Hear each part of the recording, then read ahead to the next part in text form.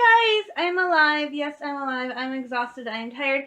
I have no clue how I'm going to make it through the next 3 days. Well, I'm not working today, but I'm working tomorrow, Wednesday, and Thursday, 4 to 10 every single day, and then I get a day off and I have to go in and do it Saturday. So this will be hard, but I'm making money. I'm actually making a good paycheck, which is awesome and great. So yay, I am up. I know it's Monday. I'm up early, partly because I have to do laundry, and then partly because my dad is coming over in a few minutes to take me down to DHS so I can hand him the information about my new job. But pretty calm, pretty mellow. It is so cold. Yesterday was unique. Last Sunday, my mom wouldn't let me go to church because it was going to be like 80 degrees and fairly humid, and I don't do well in heat. I've had issues with heat before, so I don't do well in heat. So she didn't want me walking to church last Sunday. And it's like not even a mile. It's like about a mile away. So she didn't want me walking to church, to and from church. So I stayed home last Sunday, and then yesterday I went to church, and it was freezing when I woke up. So I actually bundled myself into a sweater and a jacket, and last Sunday it was totally too hot for me to walk to church. Yesterday I was bundled up because it was so cold. But the same thing, I'm not allowed to go to church when it's too hot out or storming. I'm also not allowed to walk to church when it's below 20 degrees, when the wind chill is in the teens, or when it's really icy and snowy out, though I have done that before, but it's not fun. So I went to church yesterday. It was nice. It was fun. I like going to church, and now it's Monday. It's back to the work week. I got chores to do today and stuff to do, but one of the first things I do when I wake up in the morning is I usually turn on my TV, not because I have any particular desire to watch TV, but it wakes me up and it gives me a good chance to know what's going on. And usually, lately in the morning, I've been watching Animal Planet before I go into work because it puts me in a happy mood. But a lot of the time I turn on CNN to catch the morning headlines. I check the weather, so I don't really have the TV on just to particularly focus on a program. It's more to get me information and get me hyped up and ready for the day. Most of the stuff I watch tends to be on nowadays is Netflix and YouTube and my computer and stuff like that, because there's not actually a lot of TV shows I like to watch on TV, with the rare exceptions being Star Wars Rebels, Star Wars Forces of Destiny, which had half an hour thing last night I did not know about, so I was up at midnight watching that. But most of the time, I'm very picky. But as you can see, I have CNN on this morning, and this is what was on TV when I woke up at 7:30 this morning. Is last night in Vegas, some guy decided to stand on one of the balconies at the Mandalay Bay Hotel and just shoot people with an AR from this hotel, and these people were attending a country music festival across the street. And they're saying 50 are dead, at least 50 are dead, at least 400 have been injured. I'm like, I am so tired of this. I am tired. Natural disasters, you have no control over. They will happen. But something like this, I feel like there could be so much we could be doing to prevent this. This is the largest mass shooting in American history, and it feels like ever since I was in 5th grade, there hasn't been a year where there hasn't been some major mass shooting. And now it's so commonplace that it has to be really, really big and really, really major for it to be considered big breaking news. So it's very sad that has become so commonplace that something like this is what catches our attention when there's tons of them every year. But I'm just so tired of turning on the news and seeing all this and knowing that, hey, we have people in government offices. They could be passing laws that, while not totally preventing a tragedy like this, could be taking steps toward making it harder for one to take place, I don't mean to be political so early in the morning, but I have been a supporter of gun control, common sense gun control, since I was a little girl. When I was in 4th grade, my dad was robbed at gunpoint, and the guy who did it didn't get in trouble. My dad did. So with me, guns It's not like I hate guns. I'm from Michigan. Obviously, I've grown up around guns. I've never shot a gun. My parents don't own guns, so I've never actually handled a gun before. But I have grown up around guns. Most of my family members have guns of some sort because Michigan is a big hunting state. So I have grown up knowing about guns, learning about gun safety, all that other stuff simply because in Michigan, hunting is like a national holiday. So I'm not afraid of guns. I don't like the sound they make when they go off, but I also don't like the sounds of cannons or fireworks or thunder. And that's just a thing. Like, if I wasn't scared of guns, I would probably learn how to shoot one. Like, one of my things is I would love to have, like, a little pistol. Because I think guns are great self-defense. But at the same time, growing up in a state where we now have, like, open carry, we have concealed weapon laws, we have all this stuff, but at the same time, I also grew up in a state that has amazingly, for our state, I feel like we have good gun control laws for our state. And that is partially because we are such a big hunting state. We have people who come here every year to go hunting. So I think Michigan has a good kind of grip on the gun control laws, but as a nation as a whole, we don't have that. And I didn't realize this until I was in high school or college, and I was watching a special about this. In America, when a violent gun crime happens, like a mass shooting, we usually do the opposite that other countries like England and Japan will do. England and Japan have some of the strictest weapons laws in the world, and when something like this happens, they take steps to make sure that the laws become even stricter, not because they know they can't really prevent something like this from happening because of the illegal market, but they can make it not be as common or make it harder to happen and have all these warning signs up that this might happen. But in America, we do the opposite.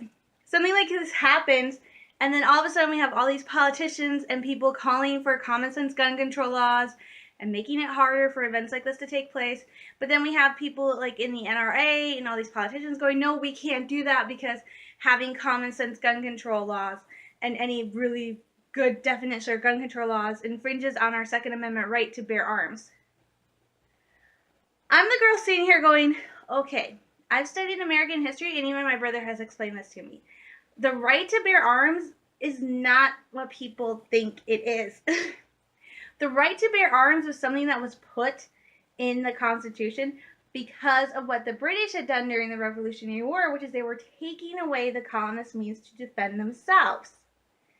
That does not mean that we can't have common sense gun control laws. It just means that the government can't we have like pistols and rifles and stuff to go hunting to defend ourselves. The government can't take those away from us. So the gun laws aren't going to take our guns away. They're just going to protect us from the crazy people who shouldn't have guns. So, and I'm not saying gun control laws are going to be perfect. You're going to have those perfectly sane people who are going to pass all the background checks and then who might one day decide they want to go shoot someplace up. But if we can keep them out of the hands of the people we know that shouldn't be having guns, then I don't know, maybe this place will be safer. Or maybe I'm living in a pipe dream. I just feel like there's so much our politicians could be doing to change things for the better. And it's kind of hard to really believe now that they can make change, because I hate saying this, but we have a president who is more interested in picking fights with people like the NFL or the mayor of San Juan, who is working her butt off to make sure her people are fine and safe. And he's picking fights with everybody on the planet, and then he'll come out and for like a day be truly presidential and then screw it up the very next day. So I'm trying to stay positive. I know I have to stay positive because at least one person in this country, well, at least in the state, has to be positive and upbeat. But it's hard. I keep telling myself things will get better, but I'm finding it harder and harder to see the positive in everything. So it's getting harder for me to stay upbeat, but I'm going to keep doing my best. So I'm sorry, I did not mean to get so political early in the morning. It's just that gun control is one of the few things I feel very strongly about. And I don't know, and again, I always attribute to it's probably one of those things where I look at my upbringing, I look at my state and I see everything here. I mean, I'm not saying we haven't had violent gun crimes here in the state of Michigan, but it feels like we have Saginaw and Flint, which are beautiful towns, but like a mass shooting, something like this doesn't seem to happen in Michigan. And it doesn't happen in a lot of other states. So I really wish that we could just fix this. But I don't know how, and obviously I'm not reaching anybody, so. Oh well. Gotta think positively, like, Forces of Destiny was on last night, and it was awesome. And I got to see the episode I really, really wanted to see. There were two I wanted to see. I got to see the one I really wanted to see, which was Ahsoka learning how to use her two lightsabers. And it's funny because she keeps screwing up, messing up, and Yoda comes in to teach her. And I'm sitting there and I'm watching her fighting, and I'm like, wait a minute, she's not, I call it the backwards grip. It's actually called a reverse grip. I'm like, she's not using her backwards grip because she holds it like this instead of like this. So I'm like, she's not using her backwards grip. That's what's wrong. And he's like, yeah, be yourself. And he's like, oh, yeah. So she quickly switches and does amazing. So I'm like sitting there going, duh, that's why you're not getting it. You're not using your backwards grip. I think my dad's here, so. It was an awesome episode. I love the half-hour special. I love the little vignettes with Maz and her, like, trying to make her tea. It was cool, and now I wake up to this, so. I think my dad's here, so I'm going to get going so I can get this paperwork filed away and get everything straightened out with my DHS caseworker. And then I'm going to come home. I'm going to do laundry. I have to write today.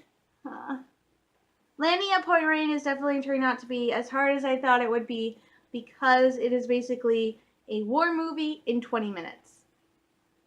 I'm not even halfway through the episode, and I think I'm already at, I swear I am almost at 3,000 words, and I'm not even halfway through the episode. So this will be fun, but I'm sending lots of prayers to Las Vegas as well as Puerto Rico, so I'm sending lots of happy thoughts and prayers. Stay safe and stay sane, everybody, and I will talk to you later. Bye. Hi guys, so I made it to DHS, got the paperwork all handed in, sorted out, so that is good, and now I am home again. Dressed in my grungy clothes. I have a load of laundry downstairs, which is something I needed to get done today, and I am about ready to jump on. I'm getting ready to just spend, while my laundry is going on, I need to fit in some writing today, because I am massively behind on landing at Point Rain. My plan was today, after getting laundry and everything squared away, and you know what, I still think I might do it. My plan was today I was going to show you exactly what it looks like when I am working on an episode-based chapter for my fan fiction, my Star Wars fan fiction, simply because there is so much involved, and I don't really think, I think if anyone watches this, they're like, it's not that big a deal. There's so much involved, especially since I'm trying to be as accurate as possible with Star Wars. And I was going to do this today, and then I turned on the news and saw the shooting in Las Vegas. And I'm like, maybe now isn't the best time. So I'm still debating. I don't think I'm actually going to do it, because with everything that's going on in the world, I don't think today is the best day for me to be sitting here and talking about what goes into doing a Star Wars fan fiction story, especially when the chapter I am working on actually deals with violence. Because it is, as I said earlier, it is basically a war movie in 20 minutes, and that's what I'm working on. And I don't think today that's fitting to do. I don't think it's fitting to show you guys today the process of me working on this episode-based chapter that is literally filled with violence. So, given what happened in Vegas, I was still planning on doing this, but now I officially changed my mind, so I'm not going to show you guys the process today. I'm going to do it still. I'm not sure if I'm going to do it this week or if I might wait and do it next week when I'm working on the episode-based chapter for Droid Factory. But again, that's another one I might not do because, again, that is a very violent-filled episode and deals with two of the younger characters nearly dying themselves. So I don't think either this week or next week is a good idea to show you exactly what it looks like when I am working on a chapter. So, unfortunately, that was my plan for today. And with everything going on, it just doesn't feel right for me. I'm doing my best. Like I said, I'm doing my best to stay positive and upbeat. But with this today, it just doesn't feel right for me to be doing this and being very happy and peppy and talking about the most random things bobbing my head off because I already did political and you guys don't like it when I get political. So I really think that today I'm just going to end this here. I will post this tomorrow. And hopefully within the next couple days, I get a system down for vlogging around my schedule, which will either be early morning updates or late night updates. But I'm not going to stop vlogging, even though there may be days where I go without posting. That's simply because I'm so exhausted from work. But I just don't think today is a good day to just talk in the most stupid, dumbest manner about the most dumbest things with everything that happened in Vegas. So I'm not going to do that. I'm just going to restate my point, and then I am sending lots of prayers, lots and lots and lots of prayers and love and happy thoughts to the people in Vegas, and not just the people in Vegas, but I'm also still sending happy thoughts and lots of love and prayers to the people in Puerto Rico. You know, it's just been a tough few weeks. We've had Hurricane Harvey in Texas, Hurricane Irma in Florida, Hurricane Maria in Puerto Rico, and now this mass shooting in Vegas. And I think today is just a good day for me just to not say anything anymore. So I'm going to get going. I'm going to work on writing, which is my way of getting out all my feelings and my frustrations about everything in the world. Writing is the best thing I have. So I'm just going to go write my happy little heart out, well, my sad little heart out, while in between doing laundry. So from this Michigan girl to everyone all over the world, and everyone, especially right now in Vegas and Florida and Puerto Rico and Texas, I am sending you all lots of love, hugs, and prayers. Bye, guys. I love you all.